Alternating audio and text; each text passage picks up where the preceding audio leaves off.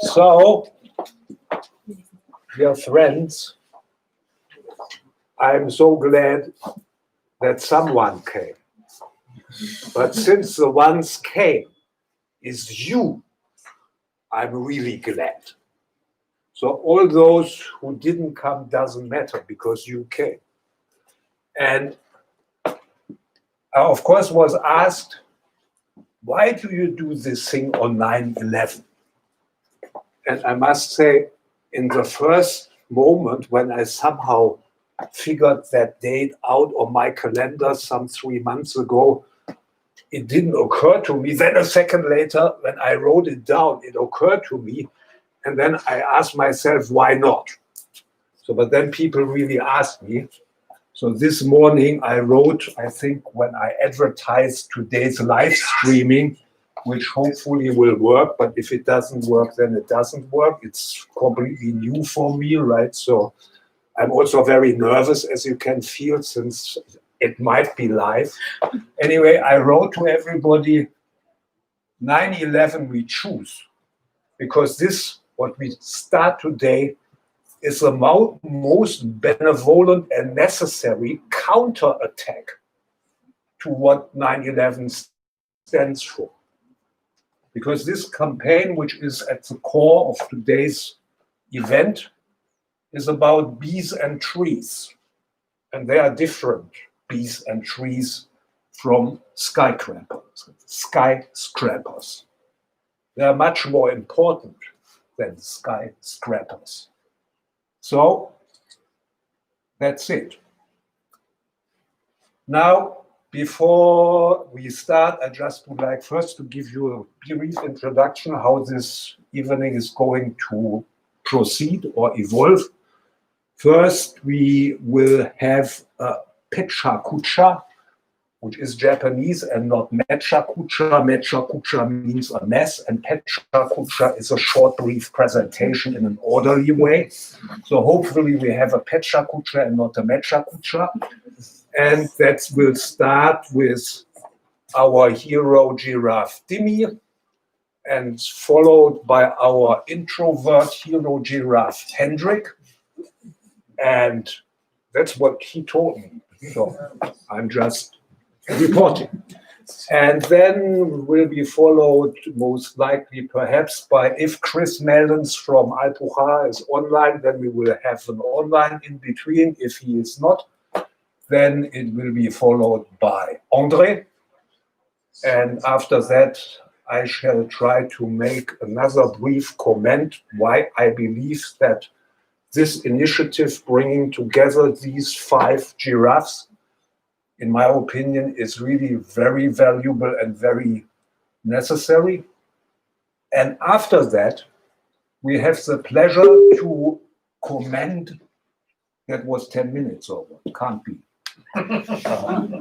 After that, we have the pleasure to commend a new giraffe hero, Aki Ayagoli, who especially came from Geneva. Luckily, he is in Geneva and not in the Maldives or wherever. He will tell us shortly about his work. And then we will start the music. Any suggestions that should go otherwise? Otherwise, we start. Okay, Lampi. So, Jimmy, I put these flowers here for you, and please don't run them over, right? Because if you run the flower over, then you will run into these antique pots. You will not only destroy the pots, but also ruin your recording. And why do you think I should ruin and fall over the flowers and not anybody else? Well, that you can then tell your next person, your successor, Okay. right? I was told to stand Here on the left of the screen, is this more or less okay? Yeah, since Good you are evening. not A little as bit tall more as like this? Aki, that's Yeah. all right. Do whatever you want. Whatever I want. But the time is The time is running. This is me. This is my wife. This is not my cat because the cat was not able to, willing to be on the photo. This is the house I rent in Rotselaar, Belgium. My job is I'm working in social welfare, working with kids who have sometimes problems at home.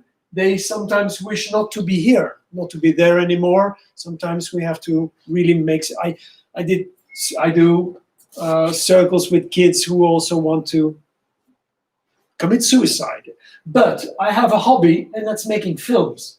And a few years ago, I was in Laos, where I made a film about beekeeping in Laos, which is completely different than beekeeping from Belgium or Europe, Switzerland, because the people there, they have a kind of relationship to the bees where they kind of invite the bees into the hives and bring the hives to their homes and have the bees there for only a couple of months, after which all of the bees come back to the forest. The relationship of these people to the forest is a sacred one. Now, when I was back in Belgium, I found that in my village, there was also talk. This is a beekeeper in my village. He was investigating bees who were living in a pole. And inside this electric pole, I found that the people, the neighborhood, they embraced it. And it's not that they found it was like a sacred pole, but it was a beginning. So I had this idea of a film called Not Your Bee, where bees are not always part of the beekeeper's project, but can be something completely different. And then I met Tom via telephone through Costco and had the opportunity to explain the ideas that I was planning with my film. And he said, why don't we start a crowdfunding? So this is me a couple of months ago in September last year. Over there. In the garden. And I must thank you all very much. The champagne is all thanks to you and the people that are maybe watching this, because we managed to get an amount of 35,000 euro for me to make a film on bees, about bees. Now, what is the film about? I'm following a couple of persons who are working in Europe with bees in a completely new and challenging way. This is a project of Costco, who lives in Alpujarras, but he is from Belgium, and this is in Ghent, where he has a bee pot. Inside the bee pot are bees. This is Benjamin, and Benjamin and Patrick are researchers for the University of Würzburg, and they're climbing into trees where high bee trees. This here is a bee, how do you say, colony, and this is an artist who lives in Brussels. This is actually on a rooftop in Brussels, in the center of Brussels, where this artist has invested a lot of money in planting flowers and all kinds of trees, because she has 3 beehives there. Now, her plans are not to take honey. All the people that I portray do not take honey. This is Andre, who's sitting there. Hi, Andre. And he's watching bees inside a very special beehive that he constructed more for educational purposes, where people can watch and see how the bees are doing. But Andre will explain later on in the evening what his project is about. And this is Hendrik, who is also sitting there. And Hendrik, inside the village of Bassevelde in Belgium, he is working on bees. He has several, he's taking care of bees there, but mostly his thing is the food. There is not enough food for the bees. Now, okay, this project, this film is almost finished for me. I've filmed a lot, but now I have to sell the film. And how do you sell a film? You have to put your film, you have to do entries in film festivals. And this is, for instance, the Film Festival of Ghent, But there are many film festivals, and every time you propose your film, you have to pay, because these people, only for them to watch your movie, you have to sell it. So sometimes it's via the internet, sometimes they invite you for a pitching event, and then you have to fly to Birmingham or to Portugal to explain what your film is about and try to sell it to televisions, try to sell it to another festival. All of this costs money, and sometimes you have to fly there. Now, you wish you could be on top of a bee and fly there on the bee's neck, but yeah, it's not really sustainable. You have to fly a Boeing and that kind of stuff. You have to pay tickets. So all of that is money that I have to invest for people to be able to watch my movie, which, by the way, will be a fantastic movie. And to be able to sell my movie, I need a little bit more funding than I already made. So in order for bees to return to nature, because that's what it's all about, it's this planet doesn't belong to humans. This planet belongs to all species, to nature, and these bees, they find homes in trees. They have lived in trees always, and they will feed the earth. And for Earth to keep on existing, we all need to tell the story, to bring the story that our planet does not belong to humans, and that bees can help us in fulfilling this dream. Which is not a dream, hopefully a reality, that our planet will continue for a couple of thousands of years. Thanks to bees also. Thank you. I should have rehearsed this. So, yeah, we should put Chris first, no? Okay. Yeah, I think we should put him first. So, Okay. we also, Hi, Chris.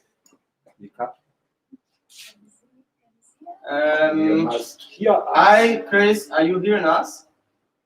I can hear you, Jan-Pierre. Can you hear me? Oh, yeah, I can hear you too. Mate. Yeah, it's awesome you made it. Yeah, no band practice. That was what I was out for, but I cancelled it. Okay, great. So we decided to put you now first on the list, and after Dimi, so you can do your presentation since you are already there. We are happy to listen to you. What you have to say to the crowd. So. Okay. Let's go. Now, okay. Hi. Hello, everyone. I can't see anyone. I can only see Jan-Pierre and two people, but I'm sure there are more there. Hello. Hello, Tom. Hello there. Hi. Well, yeah, I'm happy to be involved in this, and for me, following on from what Dimi was saying, my interest. Oh, I'm moving. It's a bit wobbly. Hey, I might get seasick. Oh, look, there's lots of people down there. Hello, Dimi. Hi.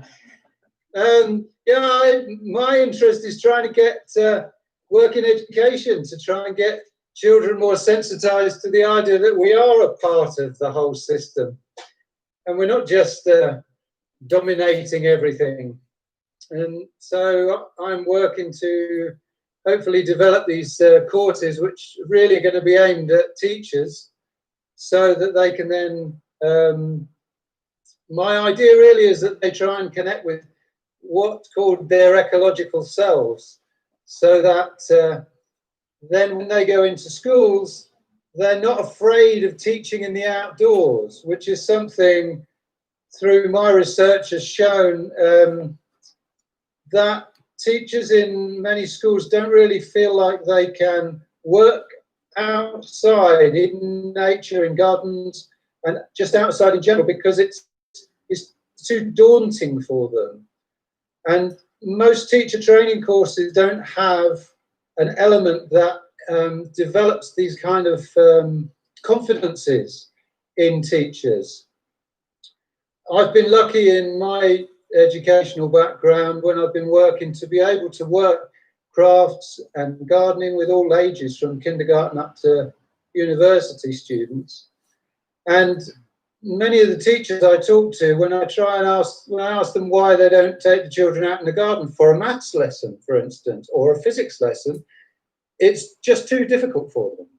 So my hope is that we can develop things that will be able to reach teachers through these online courses. I'm also trying to work with other universities in the UK to try and get them to embed these ideas into teacher training courses. I had some experience with this about 2007 in Plymouth. I was working, and we were doing an event with students from teacher training courses with sustainability, and the thing that came out most was that they wanted to chop wood, dig the garden, and actually have contact with the environment, because a lot of the teaching about sustainability is very abstract. It's all clever ideas, but it doesn't actually make people feel connected to the environment or empowered to be in it. So my particular interest is not just gardening, but incorporating pre-industrial crafts with outdoor activities in the garden, to make teachers not craftspeople, but to be able to be adults that can show children, hey, you can pick up these grasses and you can make a piece of string, or you can take a piece of wood and you can make a gardening tool. And in that way, children can see that the earth provides us with the things that we need, and that we should look after it and not just take what we want and use it for our benefit and then just throw it away. I mean, this COVID thing for me has been, I find it quite shocking. The disease in itself is one thing, but for me what's shocking is there seems to be another disconnection going on between us and nature. The whole mask wearing thing, valid as it may be to stop the transmission of disease, seems to be another barrier between us and nature, just being able to breathe ordinarily. Plastic gloves in all the supermarkets. You come out, I've got photographs of bins full of plastic gloves. There's been talk of single-use plastic bags and charging for them, and yet we've got so much plastic waste now from this. I just get this sense that people are being made to be more afraid of nature, and we need to try and encourage the opposite to happen. So if it's possible, then the only way I can offer anything out of my experience is to develop these courses. Online isn't ideal, because for me it's the contact, but there are theoretical elements that can be done through online courses. I mean, here I work in a couple of schools. There's a state school and a small Montessori school where I developed gardens for them, and I go down once a week and I do some things there around the children, to make it more accessible for them to be in the garden and to make a nicer place. Dens in trees, all that kind of stuff. So we do our little bits. You know, me as a single teacher, I can affect the children in the class that I might have. If I can affect teachers at teacher education level, then the impact is much greater. So if I can work with 10 teachers and they then work with 20 children each, obviously that's a greater reach than just me working with 10 or 20 children. My aim is that all schools should have crafts and gardening in them as a regular event, and teachers should feel that they can teach outside any subject really. Maybe not history so much, but I mean, you could do geography, physics, maths, all these things. If you've got imaginative teachers, they should be able to use the natural environment as their classroom. But everybody's become kind of accustomed to being inside the building. Why don't we make outdoor classrooms? Okay, the weather might be bad, but you can still have covered places that children can go into. So anyway, that's my thing, and it would be lovely if we got support. It's great, the whole bee ideas as well. Planting trees, really important. And obviously in any school, it would be good to have bees and trees incorporated into those environments. From just another point in that is that if all urban schools had gardens for growing vegetables, and if they were doing crafts as well, you'd start creating green pockets in urban areas, which, with the possible food problems that there may be in the future from soil losses and all of that, would start to build resilience into individuals and into environments. They wouldn't be producing a lot of food, obviously, for their local environment, but they would have skills.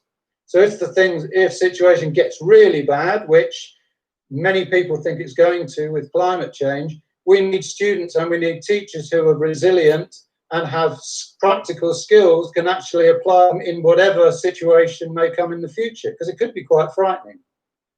So I think I'll leave it with that. I think I'll leave it with you there. That's a great quote. Thank you, Chris.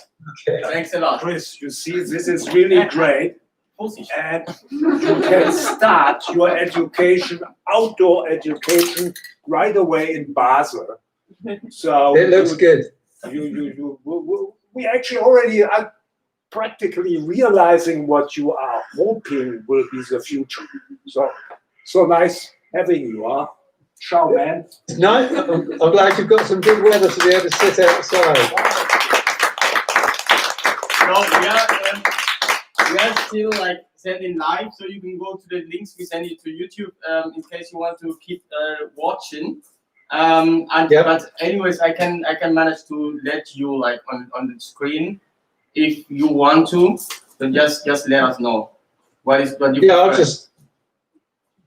Can I just stay and listen from here, or shall I switch off my video? Of course. Okay. So now it's the turn from Hendrik. So while he's coming up, I'm setting everything down.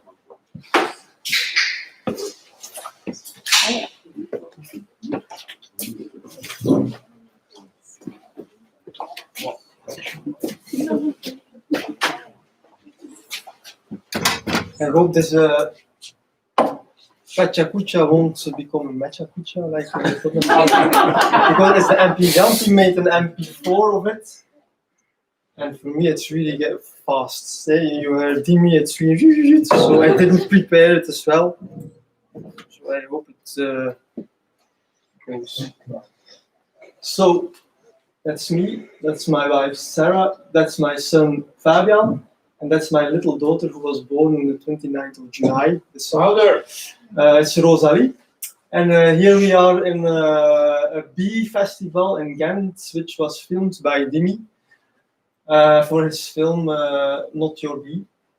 And I live in a town in Belgium. It's really a small village. It's Bassevelde. It's an agricultural village. I was raised here. Here live my parents inside the fields. And I live here now in the garden. It's not the city, it's the center of Bassevelde. I'm a veterinarian, so I studied a lot at university. I studied for veterinarian, I have a diploma of veterinarian, then I became a PhD. I worked at university, got a PhD in veterinary medicine. But then in 2015 I quit and I started a job in the social economy. We are maintaining green and environment, things like that. Now I'm responsible for everything what has to do with ecology. So here I grew up. So I think it's a nice place to grow up. It's on the countryside. It's a lot of trees. We had a horse and sheep. And now they are wallabies and alpacas.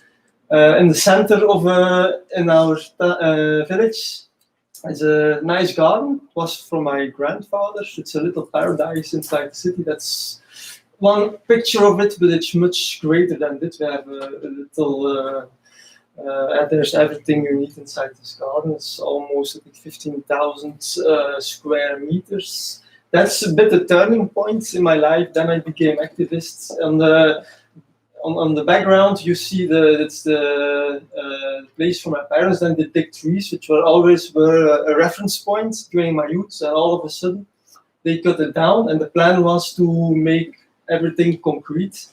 So I made big fuss about it, and they put some trees, and I planted. It was my first guerrilla gardening thing. So I went further with guerrilla planting. So that's 10 years ago, I think. I'm a cyclist, so because it's yellow. And then I started with the guerrilla planting. It's next to a highway. I also joined Natuurpunt, so I'm in several boards of environmental organizations. That's Natuurpunt, who maintain, we do nature conservation. That was a meeting in our garden, also during COVID. You see 1.5 meters. And that period, I also started with beekeeping, first on the classical way. That results in disaster. So dead bees, they had viruses and parasites, and also we had to prevent swarming. And almost every week you had to put a hive open. It was just I didn't like it. Also, I started a working group, a bee working group inside our village. The village council, they assigned a charter. That's set to keep the environment, to make everything that's public space, to make it more bee friendly. As also our garden, I changed then to more natural way of beekeeping. That's one of our Weissenseifener Hängekorben. And now recently we opened it, and we saw that the Hängekorben, the one you saw inside the tree, it's really there's no drop of honey in it. So before the winter, they will starve if we don't do anything. The reason is here. That's this also an image from Dimi. That's the surroundings. So there's almost no flowers, just monoculture. Green desert. Yeah, and green desert you can call it, with maize, with potatoes, and then there are the lawns. That's what we see most often. What we would like to see in our garden, for instance, that's this. Every time when they, in our neighborhoods, when somebody comes to live in a new house, they make these lawns with also a green desert for the bees. That was something, that's a playground in our village. With this trees, bee-friendly trees. The city council wanted to cut it. I made a petition, gathered some people, but it didn't help, and now it's this. So they changed this to this, which was really frustrating, and then we began to suggest planting of trees. That's with the school. I also have an educational component, like Chris already said. We want to include bee working group, schools, to help with the planting of trees. I think we planted here 17 trees. That's a cycling lane, and that's what you get. The vandalism, we get vandalism. The people with the stony hedges and the lawns, they don't like a tree, and they cut it off. And this year it will be the third year that they just vandalize the trees. Yeah, it's a pity. And so the solution is we plant and we plant and we plant and we plant, and we won't stop till we drop. So that's in our garden, family garden. So I plant everything full with trees and other shrubs. That's we wanted our garden as paradise. We want to increase this paradise, and that's all in our village. 7 spaces in the village. That's where you saw the trees on the playground. So this the gray one is now with the houses, and the rest of the playground we made a plan to plant it, to make a bee-friendly garden of it. That's the tree where the Weissenseifener Hängekorben is. This one is hanging in it. We also got a prize. I sent it as a project. We got a prize. We got €2,000. Other plants are, for instance, it's living estates. That's our garden. That's the living estates. After it, made a plan with all different climate trees, drought resistant trees, bee-friendly trees. And most important thing I forgot, we also have in our garden, we will develop outdoor school. So I'm now working on it. So we also got some money from a project for this, also €2,000. And we are yeah, building an outdoor school, and the 2 schools in our village will come to learn about nature, also what Chris said. And the last slide was me and my son before the cardboard. For all these things, we can need some money, and that's why we are here. Bravo!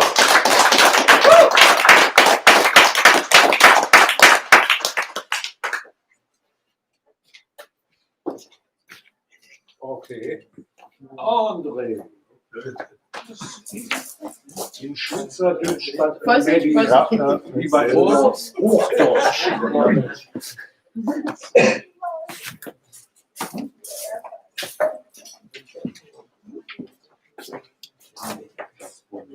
So, Okay, Jo. vielen Dank für die Einladung, vielen Dank hier sein zu dürfen. Ich habe in 2013 Free the Bees gegründet. Wir sind die einzigen in der Schweiz, die Honigbienen schützen und fördern, also wildlebende Honigbienen schützen und fördern und den Imkern aufzeigen, wie sie nachhaltige Honig produzieren können. Ein Bienenvolk ist nicht einfach eine Anzahl Insekten, das ist ein Superorganismus. Der kann lernen, der kann wahrnehmen, der kann abstrahieren. Das ist eigentlich vergleichbar mit einem Säugetier. Das hat eine Hirnleistung, das die Hirnleistung von anderen Säugetieren übersteigt. Die Honigbiene, jeder kennt sie, man sieht sie überall in der Stadt, im Wald, in den Bergen. Man hat das Gefühl, sie ist wild, aber sie wird als Nutztier gehalten und sie hat einen Platz eigentlich in der Landwirtschaft erhalten, an dritter Stelle vor dem Geflügel nach Rind und Schwein. Wenn wir über das Bienensterben reden, dann müssen wir ein bisschen präzisieren. Wir haben 600 Bienenarten, 10% sind schon ausgestorben, 45% sind gefährdet. Und bei der Honigbiene haben wir überdurchschnittlich hohe Winterverluste. Und das ist ziemlich kritisch. Und warum sterben die Bienen überhaupt? Das kennen Sie alle schon. Das erfährt man in den Medien, die ganzen Umweltgifte, die ganze moderne Zivilisation. Aber auch die Globalisierung. Innerhalb von 24 Stunden können wir sämtliche Viren, Bakterien, Parasiten verbreiten. Das hier kennt man weniger, das sind auch Faktoren, die zum Bienensterben mit beitragen. Das sind Wälder, junge Waldbestände, hier können keine Bienen leben. Bienen brauchen Baumhöhlen, alte Bäume. Das ist der Bienenhalter, der sehr intensiv produziert, wie ein Nutztierhalter, wie ein intensiver Nutztierhalter. Und hier sehen wir es dann auch schon, was ist eine intensive Nutztierhaltung? Das ist die Massentierhaltung. Zu viele Tiere auf zu kleinem Raum. In der Natur gibt es 1 bis 5 Völker pro Quadratkilometer. Hier sehen wir irgendwie 20 Völker auf wenigen Quadratmetern. Auch hier ein paar Zahlen. Warum intensive Nutztierhaltung? Das ist die Ertragssteigerung von einer Milchkuh. Seit 1960 haben wir den Ertrag von einer Milchkuh verdoppelt. Und im selben Zeitraum, seit 1960, haben wir den Honigertrag pro Bienenvolk vervierfacht. Also wir sind intensiver als die Kuhhaltung.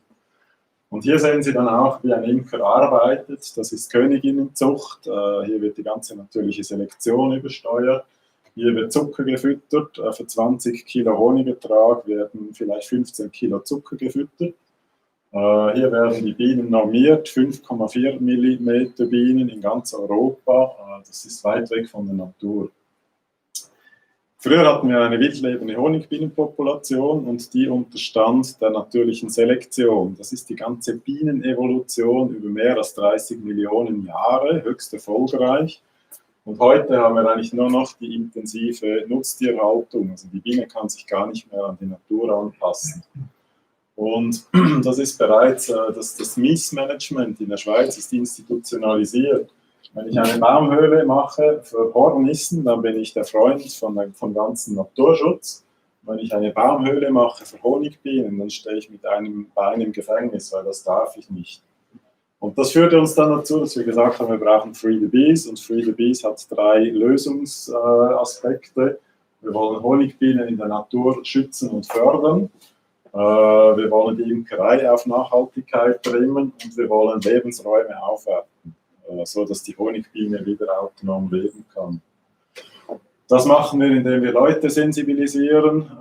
Wir haben ein Bulletin, das bringen wir 4-mal im Jahr heraus. Da kommen viele Informationen. Wir machen Kurse, Konferenzen und wir machen natürlich auch etwas für die Kleinen. Wir zeigen auf, wie Bienen im Baum eigentlich leben würden.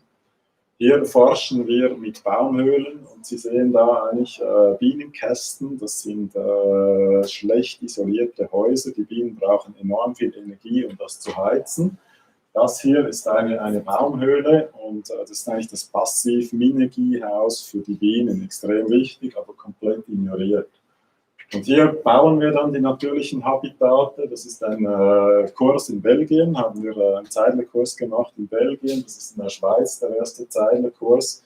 Wir klettern auf die Bäume und schlagen Baumhöhlen und das ist dort, wo die Bienen eigentlich leben. Und so könnte das dann bei Ihnen im Garten aussehen. Das ist eine Baumhöhle mit einem kleinen Fenster eingebaut. Und das ist ein ausgehöhlter Baumstamm, den können Sie selbst aushöhlen, das können Sie bei uns an einem Kurs lernen oder Sie können eine solche Baumhöhlensimulation kaufen bei uns. Weitere Projekte, das ist ein Spürhund, ein Anzeigehund, den wir ausbilden. Der erkennt Brutkrankheiten, Fallbrut, Sauerbrut. Und das erlaubt uns eben auch Brutkrankheiten im hohlen Baum festzustellen, Dinge, die wir heute gar nicht können. Das ist ein innovatives Pilotprojekt, das wir hier machen.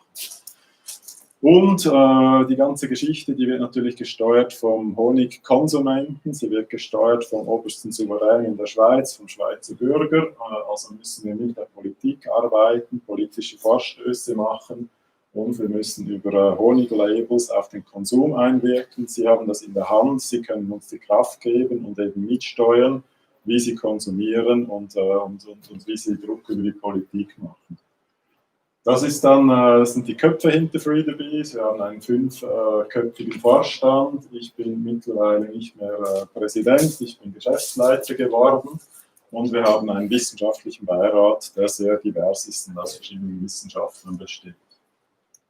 Gut, wie schon gesagt, Sie haben es in der Hand. Wir brauchen die Kraft. Wir können die Projekte natürlich nur machen, wenn wir auch die Kraft kriegen. Sie sagen, wie viel Kraft wir kriegen. Und ja, deshalb sind wir hier. Vielen Dank für die Aufmerksamkeit.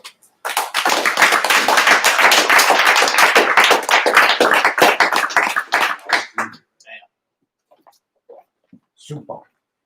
Klar und deutlich. Hi, Chris, are you still there? I hope so. Yeah, I'm here. Great. I just switched off the video. So Look at I myself. speak English again because you still need to improve your German, I guess. And My German. And I would like to briefly come back to one thing what you said. And before I do that, or why I do that, Janki, please bring up our title photo of our campaign. Now, what Chris said, this whole strange time we are right now living in is weird because there is an artificial new barrier between us and nature. And he doesn't understand how people are following so without much questioning and why they are so afraid.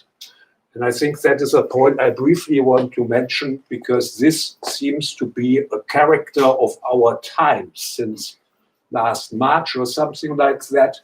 It seems to be a time dominated by fear. Now, if we talk about fear in recent history and go back to the biggest disaster in the 20th century, then you are, of course, with the Second World War. And it's reported that at the Nuremberg trials, one of the most notorious Nazis was asked, how was it possible that this bright German population went along with the atrocities you have initiated? And the guy is said to have answered, this has nothing to do with National Socialism. This has only to do with human nature. And why is that so? Because human nature is guided and dominated even by fear. You find something what makes the population fear, and you can enslave them to do whatever you want.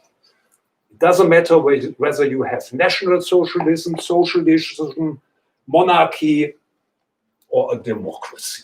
And unfortunately, something of that rings true these days.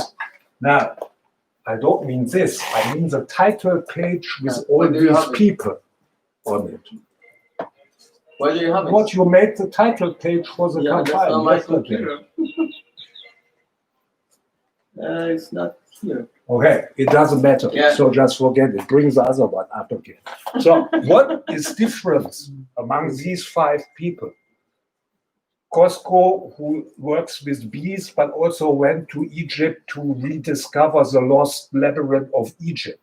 He went to the most dangerous zone in the Middle East, where you easily can get hijacked, but he didn't fear.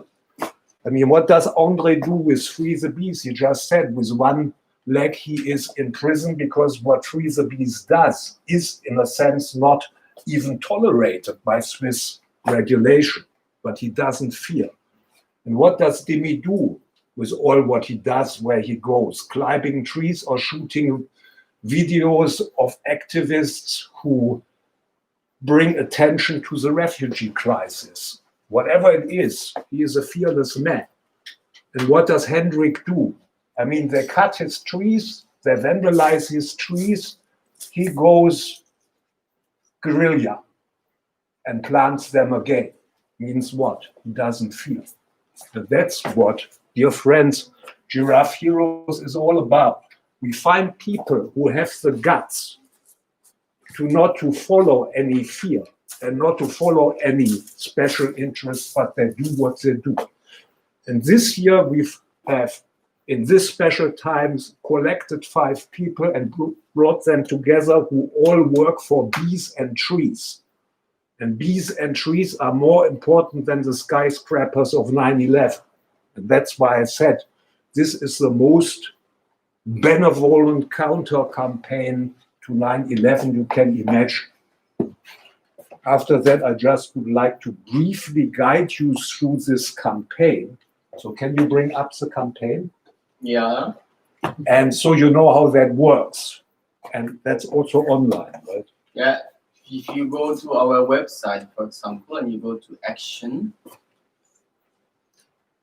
you have the activities, and there is the link. Our press release, you click upon there, and then you see the campaign website. So, okay, guys, we started this morning 7 o'clock, right? We have collected 1,414 out of 50,000. Now, okay, that comes from 3 backers. That is good. If the ratio stays, then we need a fewer. Then 200 people would be enough. But anyway, how do you operate that, right? Let's say we talk about what these people do. I hope everybody is convinced who is watching. Now you want to back. So you click here. Back this project. Click. Yeah. And here you can fill in 1 million francs, would be great. Then everybody could do a lot. Right? Million francs, yeah. Okay, so then any amount, no reward, right? Then go down, so you also could choose a reward. There are many rewards. Go down, go down, go down. For example, what you could choose, very interesting, go, stop. We have all these workshops, right? Here in Basel, Fribourg, Basel-Welde, where you will learn more about what these people are doing, and especially you will learn what you can do. So I think this is very good. Or you can get, from Andre, you can get a brand new Swiss tree that is the device for a healthy bee, and you can place it here on your balcony. And yeah, if you want to come to Costco and Chris Malins in Spain, you sign this one, you have a 3-day workshop and retreat in Spain. Wonderful. Anyway, we already felt in a fantastic Zoom some up. Where's no, down. Continue. Then you press continue after you have decided. Now it gets tricky. They ask you your email. So fill in any email. Just choose one. This one, that's here, my own. Then you continue. Now you have to give a password which you just create. This is not a special password. They ask you if you are new to this campaign. You just put your password. Now you have to put mine. So you put 2112 Chinese bar.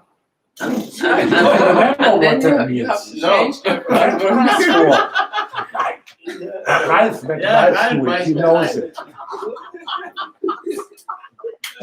Because my Chinese password, if you read it out, you can make a Chinese very nice meaning out of it, and you don't know anymore what I'm saying.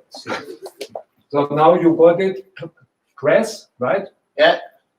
No. Choose an amount. Yeah, you have to. You have chosen the amount already. Not yet. Yeah, okay, so how One. much? Okay, one. Go down. 1 euro. 1 euro. Yeah, right. So continue. All right. Hang on. Press. Hang on. Hey, have a look over there. It's loading. Okay.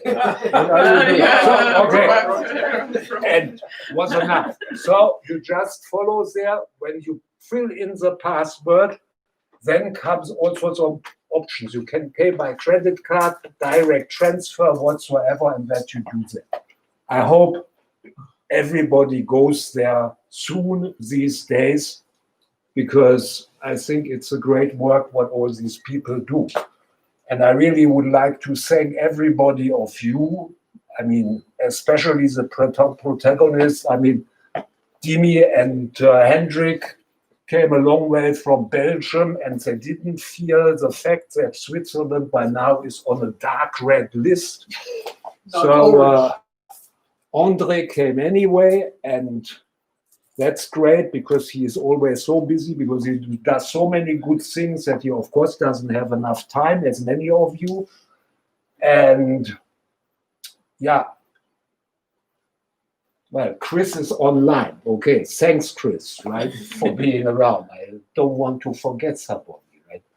Then I want to, at this moment, a first time, thanks everybody, especially all the teams. But before I go into that, I have another great news, because we have a new giraffe hero to commend today, and that's Aki Ayagoli, who in another life was a national player as a basketball player. So the first time we have someone who is not only taller than Guy, or he's even taller than Ralph.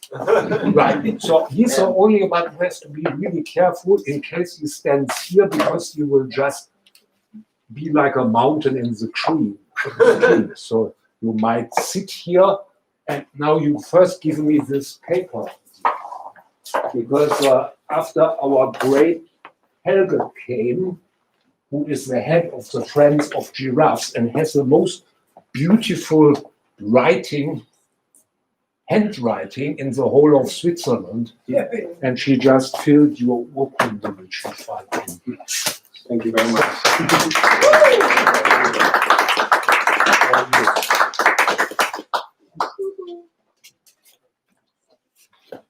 Good evening, everyone. Like Tom said, my name is Aki, and I run CoreLife. And as you can guess, this is an organization that is completely evolving around corals. And our focus is to restore coral reefs as much as we can, amongst other things. So I'm going to talk a little bit about who we are, what we do. I'm going to show you 2 movies to get you guys a little bit closer to the topic and to everything that we do. So it's basically just a small non-profit organization. We're registered in Switzerland. We're 6-7 people that help out, all volunteers, including myself. And we have a lot of people in the field that help out when we have projects. We're about 4 years old, but more than that. Like I said, it's registered here in Basel, actually, because I am from Basel myself. And yeah, that's just for tax purposes. Don't worry about it. But basically, what I wanted it to be is a small NGO, but that's very, very widespread and has a lot of connections with different networks and different NGOs. because I don't believe in the big NGOs, the so-called bingos, the big NGOs. I believe that if a lot of small NGOs come together and work together and maintain a healthy and sustainable network, we can get a lot more done. So a little bit about the work that we do. Like I said, the main focus is coral restoration. That's basically 80% of the work that we do at the moment. But we also do mangrove restoration, seagrass beds that we restore. And a new thing that we're going to have a pilot project pretty soon is breakwaters. As with the heating climate and the rising sea levels, that will be something in the future that will be more and more necessary. Anything that has to do with marine protected areas is very important. If you want to protect corals, then you have to do an area that is protected by itself. We also need to know what's in the ocean, and to do that, we use bathymetry scans. It's easy to know about a field or a forest. You can fly a drone over it, but to do the same thing underwater, about the depth and the topography, that's always a very difficult thing to do. So we use bathymetry scans, and also, if you want to go into details, we do the photogrammetry scans with ultra high resolution imagery that can then be done in three-dimensional images and so on and so forth. You'll see more of that in the movie after. A lot of times when we do impose, for example, marine protected areas, we have to work with the local population. That also means we have to put restriction on where to fish or when to fish. So that also helps us, or we have to help them to gain their livelihood, and that's where we have to offer alternative livelihoods, whether it is pisciculture or sea cucumber farming, or in this case, we do also waste tubs. We install waste tubs. If everything goes well, in January, we have a waste tub in Indonesia that we can open. That also will do eco bricks and so on and so forth. And the last part that we do is just general educational program. We work with schools together. We do plastic education. We organize beach cleanups, ocean cleanups under the water directly. And also, we started to do a lot more video production because the communication is very, very important. I think if people can see photos, if they can see videos, it's the topic is just so much closer than just, you know, writing about it on Twitter or a simple Facebook post. So let's. The first movie is about 4 minutes long. It's a very beautiful movie. It's almost a little bit theatric and commercial, but we had a sponsor that sponsored the movie. You're going to see who the sponsor is and everything. So, but the main message is: do we have sound? Yeah, I have to connect your computer to the zone. Okay. It's the project is in the Seychelles. It's a very unique place. It's an island called Fregat, and it's a privately owned island that is separated from the rest of the mainstream and mass tourism, and that's why there the coral reefs are somewhat resilient. But 1998 and 2016 were 2 years that were very, very destructive for coral reefs. Those were the years of the mass bleaching events worldwide. And also there you have complete stretches underwater where the corals just disappeared. What happens is the water gets too warm, the algae in the coral becomes toxic and kills the animal in the algae, and that's how the corals die. And when they die, what's left is the calcium carbonate structure, which is white, and that's why it's called bleaching, for anyone who didn't know. That's a very weak structure, and then over time, with erosion, it crumbles, and whatever is left is just a field of rubble field of pieces of basically dead coral, and nothing can grow up there. And that's where we come into play. That's where we play structures. That's where we do active coral restoration. You good? There's try. Okay.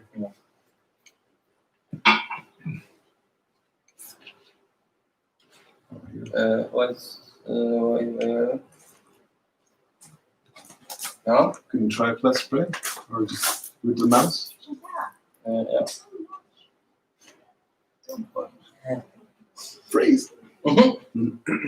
Perfect. Yes. It's you have to connect the speakers. Ja, correct.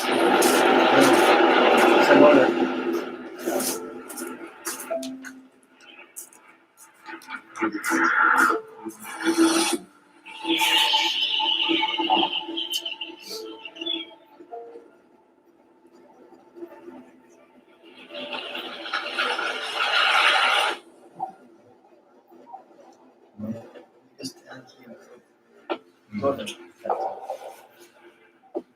I hope you can hear the voice.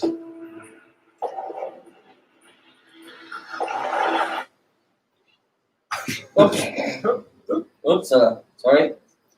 My bad. What is happening?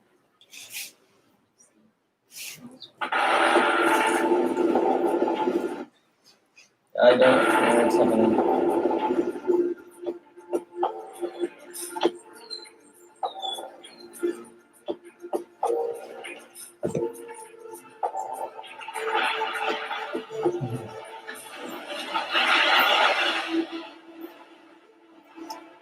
Diving into the corals brings me absolute joy and happiness.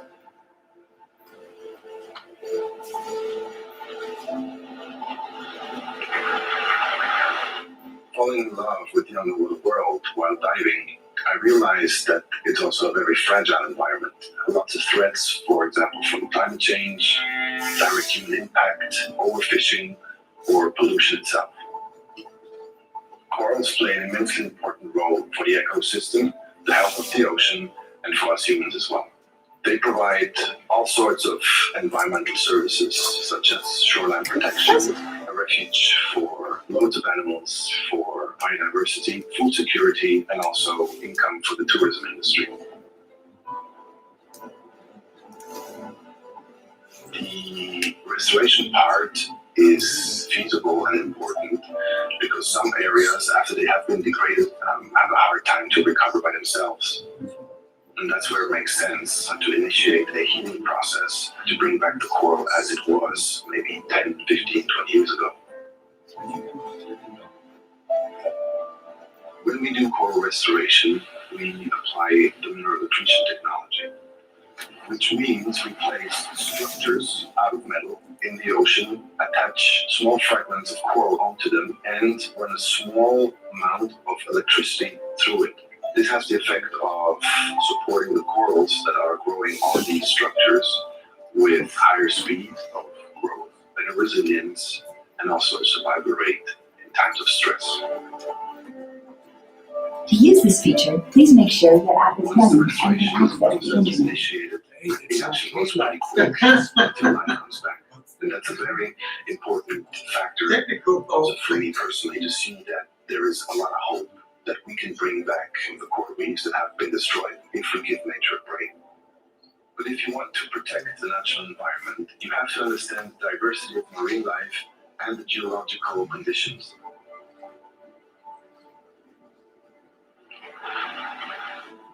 As part of this, we were able to bring in Diego and Ander from Blue Nomads.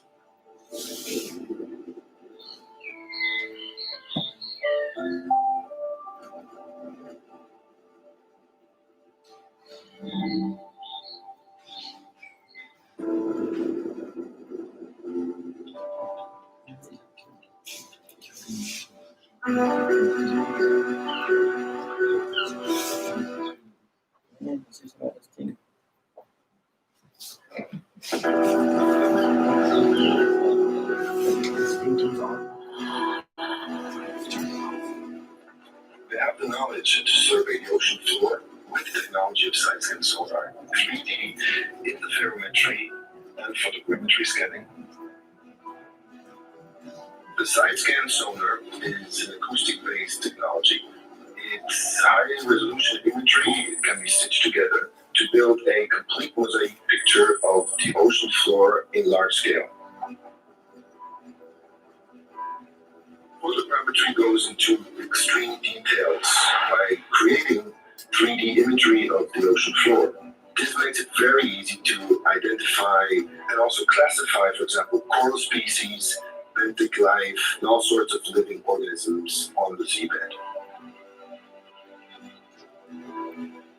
Once the data is collected, you can create two-dimensional or three-dimensional underwater maps. Therefore, you can have a profound understanding, for example, of the diversity of life.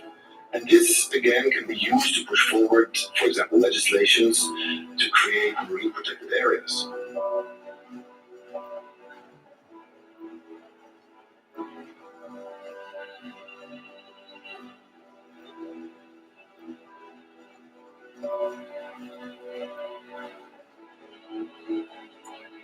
The oceans have a tough time at the moment, but I truly believe that if we all come together in a joint effort, we can make the ocean a better place again.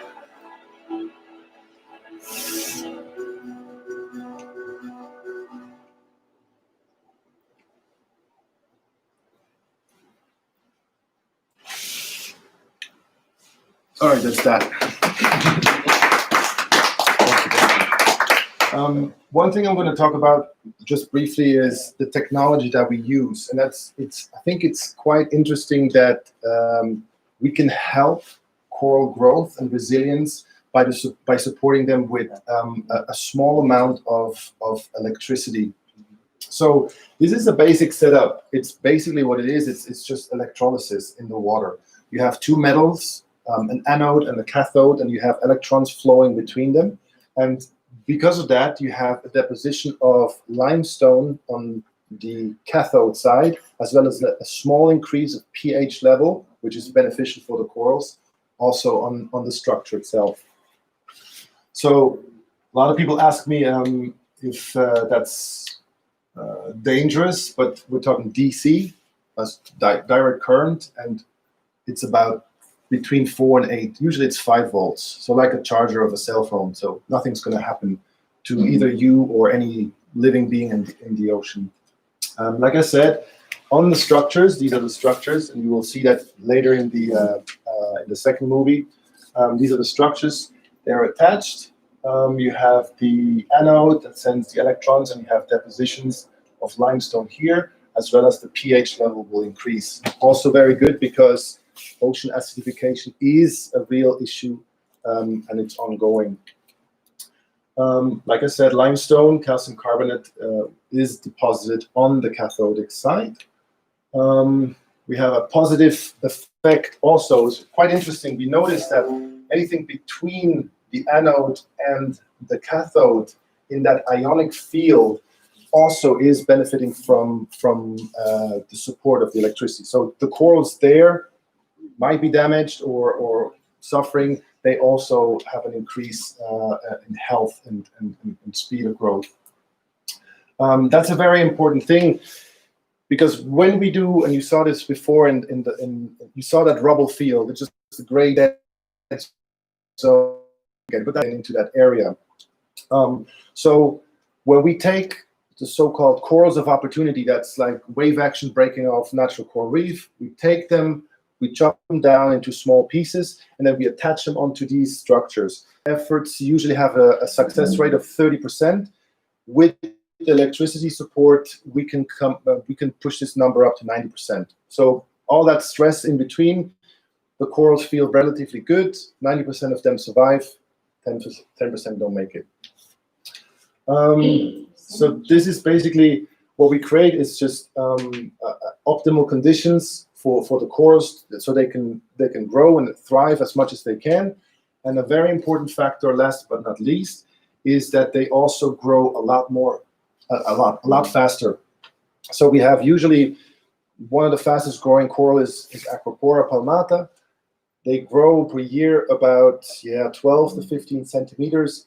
With the support of the technology, up to half a meter. And then that means we can reuse them, regrow them, spread them more, and that's how we can get a bit of a head start because the climate change threat is real, as we all know. Here are some pictures. This is a coral that we found completely tipped over in the sand, bound to die. It's grow. This is the first month. 10 months later. Also, not to be mentioned as well, these guys. And I love this one particularly. That's just a tiny little fragment. After 4 months, it was huge, and then unfortunately it got pushed away. But that's actually kind of a natural selection, because that one just dropped down on the ground. The wave took it to another place, and it found another place where it can continue to grow. So I wasn't too sad about that. Over here, we made a study also in the Seychelles, just to see the difference between electrified and non-electrified structures. And obviously you can see the one on the left is electrified. We tried to plant the same species of coral and the same size of coral on the same place, more or less. And I think the picture speaks for itself.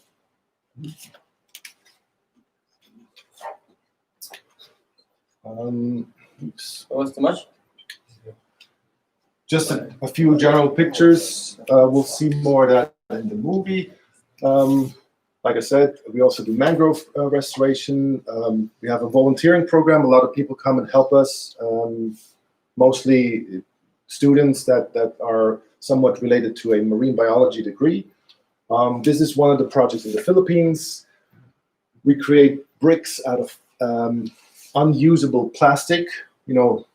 Usually plastic that can be recycled is being sold, but the rest that you don't really use, we can make bricks out of it, and then eventually build any type of structures.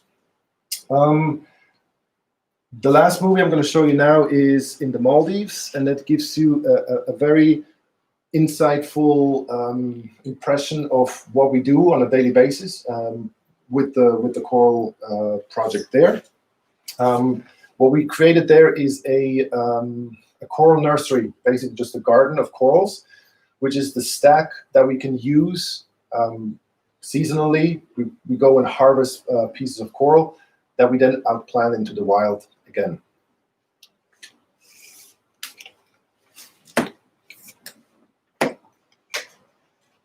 Maybe you do. Yeah. Yeah. It's running or no? No, just hit play.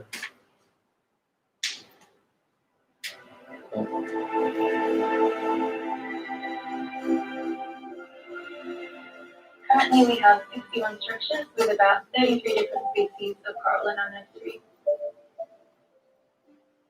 The coral nursery is designed to grow a stock supply of corals, which allows us to harvest and continually plant fragments at the restoration site.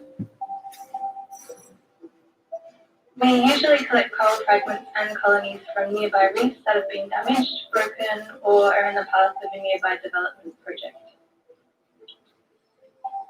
The fragments are then secured to mineral accretion structures.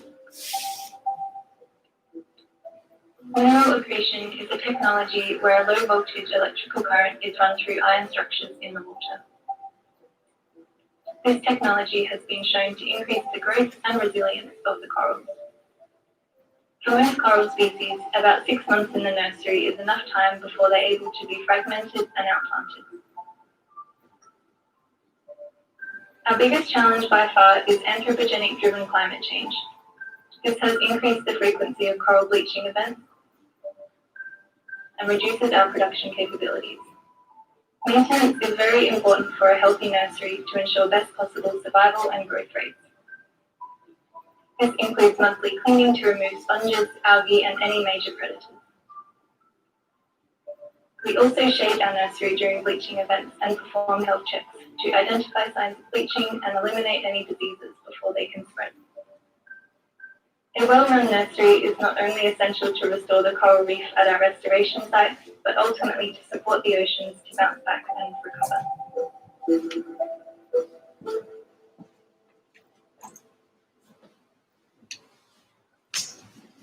Thank you very much.